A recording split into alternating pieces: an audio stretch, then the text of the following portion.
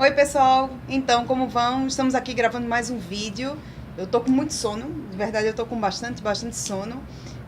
Não se preocupem, dizer logo pra minha família, eu não estou prenha, não estou buchuda, também não tô com anemia, porque vem logo a preocupação das tias, da mãe, dos outros, né, dizendo que tá com anemia. Então, não coloquei nenhuma pergunta durante essa semana sobre o tema do vídeo de hoje, porque eu quero dar algumas dicas de português, tudo bem?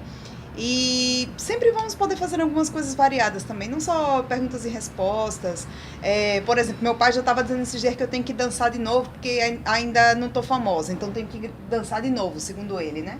Então vamos lá. Vamos ver alguns erros que são muito comuns nas provas, nas redações, principalmente para os alunos que são latinos, mas para muitos brasileiros também pode ser um pouco diferente, tudo bem? Então vamos ver aqui as diferenças, porque em português nós temos três palavrinhas que as pessoas se confundem muito, tudo bem? Que é o mas, o mais e mas. Tudo bem? Então, qual seria a diferença entre eles? A diferença seria que o mas, ele vai indicar para mim uma contradição. Então, como seria essa contradição? Por exemplo, eu digo assim: eu gosto de chocolate, mas não como. Então, por que eu digo que esse mas aqui, ele indica uma contradição?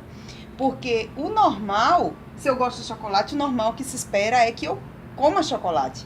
Mas nesse caso, não, é uma contradição. A primeira, ela diz uma coisa, mas a segunda ela vai dar um sentido um pouco não esperado do que deveria ser, de acordo com a primeira. Tudo bem? O mais, ele já vai indicar uma soma. Então, vai ser algo que eu vou somar, que vai aumentar. Então, eu digo assim, por exemplo, eu tenho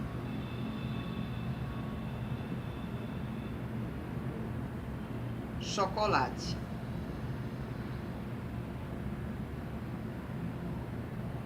E quero mais. Então, neste caso mais, ele vai me dar uma ideia de soma, de quantidade, de adicionar algo. Então, por isso que eu digo aqui mas nesse caso eu digo mais. Contradição, e aqui seria uma soma. Então, qual seria então o mas com acento agudo?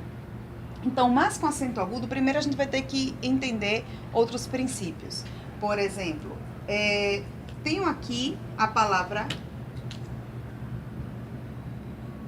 boa. Tudo bem? Então, o contrário de boa é má. Tenho aqui boas. O contrário de boas, mas. Então, o mas aqui com acento seria o contrário de boas. Então, por exemplo, eu digo assim: essas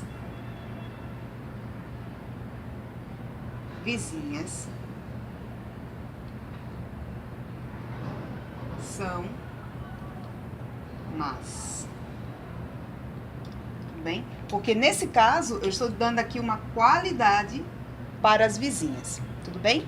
Então, essa seria a diferença entre o mas, mais e o mas com acento agudo, tudo bem? Agora, deixa eu apagar aqui. Olha aqui meu apagador, muito chique. Chiquérrimo, meu apagador.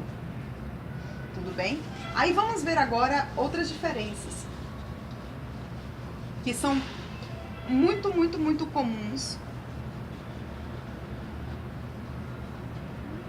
de ver os erros. Por exemplo, seriam as diferenças dos porquês. Em português, nós temos 4 tipos de porquês diferentes, tudo bem? Que seria o porquê separado. Temos o porquê junto. Temos o porquê separado e com acento, e nós temos o porquê junto com acento. Tá chato? Tá chato? Se tá chato, não tem problema, continuamos assim mesmo chato. Então vamos lá. Para o porquê separado, sem acento, são para perguntas principais. Por exemplo, eu digo assim, por que você vem aqui, por exemplo. Tudo bem? Então, aqui eu tenho uma pergunta principal. Tudo bem? Aí eu posso dar aqui uma resposta, né? Por que eu gosto daqui? Tudo bem? Então, aqui, como é uma resposta para a pergunta, então vou escrever junto, tá bem? Então, por que eu escrevo aqui, então, esse porquê separado e com acento? Esse porquê separado com acento, ele é para uma pergunta adicional, ele é para uma pergunta auxiliar, não para a pergunta principal, como é neste caso aqui. Por exemplo, eu digo assim, você vem sempre aqui.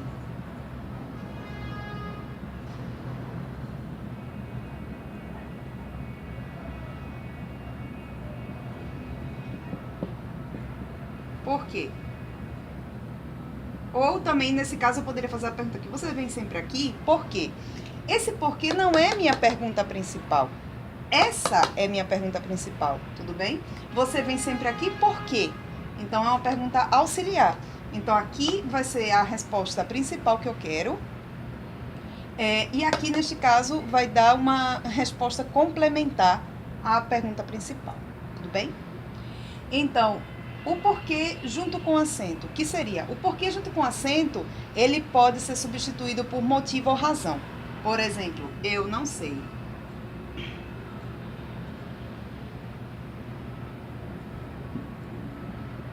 O porquê de tanta preocupação.